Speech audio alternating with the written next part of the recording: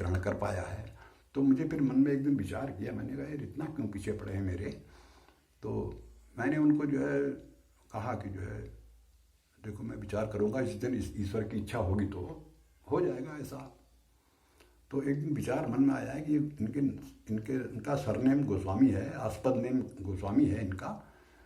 तो चलो क्या पता गोस्वामी जी तो इशारा नहीं कर रहे हैं कि बेटा जो तुमने थोड़ा बहुत मेरा पढ़ा है तो चलो तुमको हम मतलब हमको माध्यम बना के गोस्वामी जी ने ही ऐसा करवा दिया है करके विचार आ रहा था। लेकिन अब ये है कि वही है, अब सवेरे उठ के कितने लोगों ने देखा, ये फालतू का टाइम निकलता है ना इधर उधर। ठीक है, अब अपने अपने हिसाब से सब भक्ति करते हैं, हमने समाज का ठेका थोड़ी ले रखा वाली बात है। बुरा मत मानना कोई। ऐसे शब्द निकल आते हैं कभी कभी। तो इस तरह से जो है अब कितना बनाऊं वाली बात है। अब आज भी सवेरे से मौका लगाते लगाते लगाते लगाते अब इस समय बैठ पाया हूँ। तो वही है, भगवान की अनंत कथाएं, हरि अनंत हरि कथा अनंता। और बचपन से जो है सुनते थे ना, रामचरितमानस की चौपाइयाँ पिताजी के द्वारा भी उद्धृत होती थी, कान में पड़ती थी। सो परत्र दुख पावई, सुर सिर धुनि धुनि पछताए, काल ही कर्म ही ईश्वर ही मिथ्या दोष लगाए। फिर बहुत खून के आंसू पीने पड़ेंगे आदमी को, जब समय निकल जाएगा कुछ कर नहीं पाएगा। मानव देह का फल क्या प्राप्त किया फिर व्यक्ति ने? केवल मकान दुकान प्लाट बना के चला गया, मर के बच्चों के लिए छोड़ गया, तो क्या यही उपलब्धि थोड़ी है?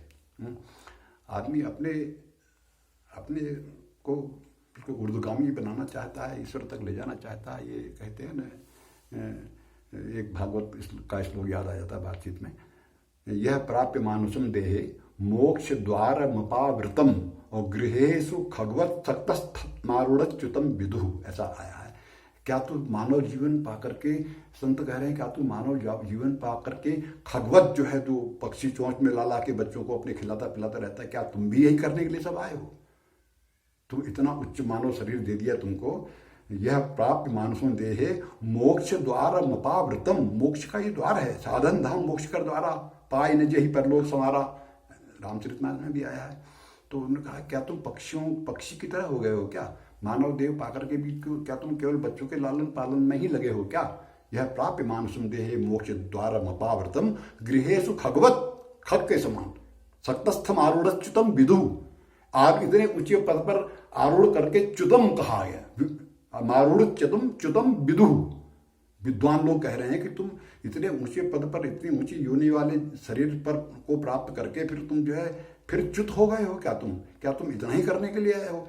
ये सब शब्द कान में पढ़ते थे तो बड़ा लगता था कि यार वास्तव में ये बात तो बहुत पते की बात कह रहे हैं ये लोग।